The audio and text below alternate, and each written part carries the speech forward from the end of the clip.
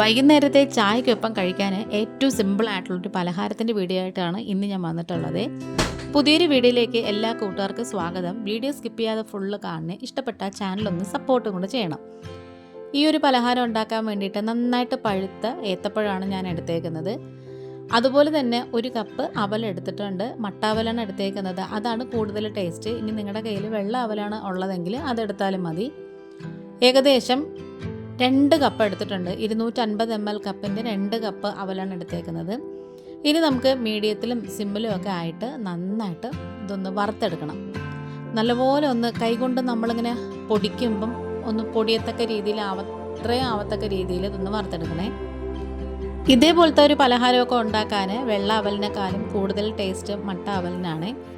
ഇനി നിങ്ങൾ വെള്ള അവലാണ് എടുക്കുന്നതെന്നുണ്ടെങ്കിലും കുഴപ്പമില്ല. ആ ഒരു സമയത്ത് ശർക്കര പാനിക്ക് പകരം പഞ്ചസാര ഉരുക്കിയിട്ട് ചേർക്കുന്നതാണ് നല്ലത്. ഇതുപോലെ തന്നെ ഒന്ന് വറുത്തെടുക്കണം. അപ്പോൾ ഏലക്കാപ്പൊടി എൻ്റെ കയ്യിലില്ലാത്തതുകൊണ്ട് ഞാനൊരു 3 ഏലക്കയും കൂടി ഈ ഒരു സമയത്ത് ചേർത്ത് കൊടുത്തിട്ടുണ്ട്. അവൽ നമ്മൾ പൊടിച്ചെടുക്കുമ്പം ഏലക്കയും കൂടെ പൊടിഞ്ഞ് കിട്ടുമല്ലോ, അതുകൊണ്ടാണ്. ഇനി നമ്മളിത് നന്നായിട്ട് ഇങ്ങനെ ഒന്നും കൂടി നല്ല ക്രിസ്പി ആവട്ട രീതിയിൽ വറുത്തെടുക്കണം. ഇനി ഞാനിവിടെ 1 കപ്പ് തേങ്ങ തിരുമ്മിയത് എടുത്തിട്ടുണ്ട്. നിങ്ങൾക്ക് വേണമെന്നുണ്ടെങ്കിൽ ഈ ഒരു സമയത്ത് ഇതിൻ്റെ കൂടെ ഇട്ട് കൊടുക്കാം. അല്ലാന്നുണ്ടെങ്കിൽ നമ്മൾ പിന്നീട് നെയ്യിൽ വഴറ്റുമ്പോൾ ചേർത്താൽ. അപ്പോൾ ഞാനിപ്പോൾ ഇതിൻ്റെ കൂടെ ചേർക്കുന്നില്ല. പിന്നീടാവുമ്പോൾ എന്ന് പറഞ്ഞാൽ നമ്മളതിങ്ങനെ കഴിക്കുമ്പോൾ തേങ്ങ ഇങ്ങനെ ചെറുതായിട്ട് കടിക്കുന്നൊരിത് കിട്ടും, അതുകൊണ്ടാണ്. ഇനി ഈ ഒരു പരുവം ആവുന്നത് വരെ നന്നായിട്ട് ഇങ്ങനെ മൂപ്പിച്ചെടുക്കണം. അപ്പോൾ ഏലക്കയും നന്നായിട്ട് മൂത്ത് വന്നിട്ടുണ്ട്. അതുപോലെ തന്നെ ആ ഒരു അവലും നന്നായിട്ട് നല്ല ക്രിസ്പി ആയിട്ട് വന്നിട്ടുണ്ട്. ഇനി നമ്മൾ തണുക്കുമ്പോഴത്തേക്ക് കുറച്ചും കൂടെ സെറ്റാവും. നമ്മൾ ചൂടോട് കൂടി എടുക്കുമ്പം അത്ര പുരു വരാൻ ഇരിക്കുന്നതായിട്ട് തോന്നത്തില്ല, പക്ഷെ തണുക്കുമ്പോൾ കറക്റ്റ് ആവേ. അതങ്ങ് മാറ്റി വെച്ചു തണുത്തതിന് ശേഷം പൊടിക്കാൻ വേണ്ടിയിട്ട്. ഇനി ആ ഒരു പാനിലേക്ക് ഏകദേശം 1 ടീസ്പൂണോളം നെയ്യ് ഒഴിച്ചു കൊടുക്കാം. അതിലേക്ക് കുറച്ച് ഉണക്കമുന്തിരി ചേർത്ത് കൊടുക്കാം. മുന്തിരിയൊക്കെ വീർത്ത് നല്ലൊരു ബബിളായിട്ട് വരുന്ന സമയത്ത് നമുക്കിതിലേക്ക് കുറച്ച് കശുവണ്ടിപ്പരിപ്പുണ്ടല്ലോ, അതും കൂടി ചേർത്ത് കൊടുക്കാമേ. ആ ഒരു കശുവണ്ടിപ്പരിപ്പ് നമുക്ക് പൊടിച്ചിട്ട് വേണമെങ്കിലും ചേർത്ത് കൊടുക്കാം. അതല്ലാന്നുണ്ടെങ്കിൽ ഇതേപോലെ മുറിച്ചിട്ട് ചേർത്ത് കൊടുക്കാം. അതും അല്ലാന്നുണ്ടെങ്കിൽ മുഴുവനെ ചേർത്ത് കൊടുത്താലും മതി. ഞാനിപ്പം 2ആയിട്ടും 3ആയിട്ടും ഒക്കെ നുറുക്കിയിട്ടാണ് കേട്ടോ ചേർത്ത് കൊടുത്തേക്കുന്നത്. നമ്മൾ നേരത്തെ എടുത്ത് വെച്ചിട്ടുണ്ടായിരുന്ന പഴം ഉണ്ടല്ലോ, അത് ചെറിയ ചെറിയ കഷ്ണങ്ങളായിട്ട് മുറിച്ച് വെച്ചിട്ടുണ്ടായിരുന്നു, അതും കൂടി ഇതിലേക്ക് ഇട്ട് കൊടുക്കുകയാണ്. ഇനി ഈ ഒരു നെയ്യിനകത്ത് കിടന്ന് ആ ഒരു പഴവും ആ ഒരു മുന്തിരിയും അതുപോലെ തന്നെ കശുവണ്ടിപ്പരിപ്പും എല്ലാം കൂടി ചേർന്ന് നന്നായിട്ട് ഇങ്ങനെ ഒന്ന് മൊരിഞ്ഞ് വരണം.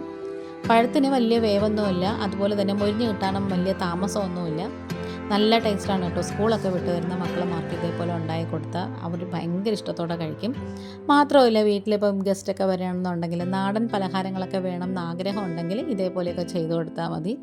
ഇതിൽ നമ്മൾ എക്സ്ട്രാ വേറെ ഒരുപാട് കാര്യങ്ങളൊന്നും തന്നെ ചേർക്കുന്നില്ല. നമ്മുടെ വീട്ടിൽ എപ്പോഴും ഉള്ള ഐറ്റംസാണേ. അത് മൊത്തം എടുത്തതിന് ശേഷം ആ ഒരു പാനിലേക്ക് നമ്മൾ എടുത്ത് വെച്ചിട്ടുള്ള 250 ml കപ്പിൻ്റെ 1 കപ്പ് തേങ്ങ തിരുമിയതും കൂടി ചേർത്ത് കൊടുക്കാം. ഭയങ്കരമായിട്ട് ഓവറായിട്ട് ഉണങ്ങിയ തേങ്ങയൊന്നും ഈ ഒരു പലഹാരം ഉണ്ടാക്കാൻ എടുക്കരുത്. അതുപോലെ തന്നെ ഇളവൻ തേങ്ങ എടുക്കരുതേ. ഈ ഒരു സമയത്ത് നമുക്ക് മിക്സിയുടെ ജാറിലിട്ടിട്ട് അവൽ നന്നായിട്ട് ഇങ്ങനെ ഒന്ന് പൊടിച്ചെടുക്കാം. ഇതുപോലെ നല്ല ഫൈനായിട്ടൊന്ന് പൊടിച്ചെടുക്കണേ.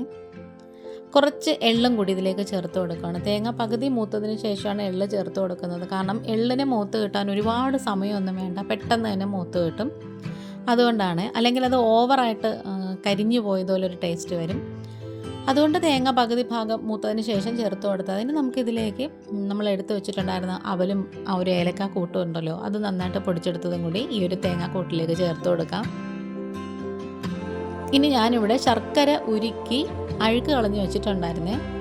250 ml കപ്പിൻ്റെ തന്നെ 1 കപ്പ് എടുത്തിട്ടുണ്ട്. പക്ഷേ ഞാനത് മൊത്തം ഇപ്പോൾ ചേർത്തിട്ടില്ല. ഏകദേശം ഒരു 3/4 കപ്പോളം ചേർത്ത് കൊടുത്തിട്ടുണ്ട്.